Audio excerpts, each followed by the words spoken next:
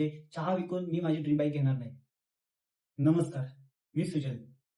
तुम्हाला माहितीच आहे, की मी एक चॅलेंज घेतलं होतं. 100 डेजमध्ये माझी ड्रीम बाईक अचीव्ह करायची, चहा विकून. पण त्याच्यामध्ये मी काहीतरी चेंजेस करतोय. ते म्हणजे काय? चला तर बघूया. माझं एक पहिलं द ब्रदर चिकन नावाने एक स्टॉल होतं. आता पण ते आहे. पण मी एक माझं नवीन स्टॉल ओपन केलं होतं द ब्रदर्स टी म्हणून. तर मला खूप लोकांकडून तक्रार पण आली, की "तू 2 स्टॉल ओपन करू नको." नगरपालिकेकडून पण मला तक्रार आली, की "2 स्टॉल तू ओपन करू नको, नाहीतर आम्ही तुझं स्टॉल उचलून घेऊन जाऊ."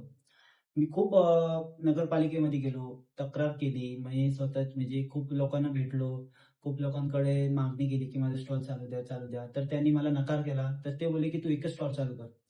तर मी माझं चॅलेंजमध्ये काहीतरी थोडंसं चेंजेस करतोय. ते म्हणजे चहा विकून मी माझी ड्रीम बाईक घेणार नाही. मी द ब्रदर चिकन हा स्टॉल चालू करून चिकन वडापाव, चिकन मसाला पाव हे विकून मी माझी ड्रीम बाईक अचीव्ह करणार आहे. हे चेंजेस होते. धन्यवाद.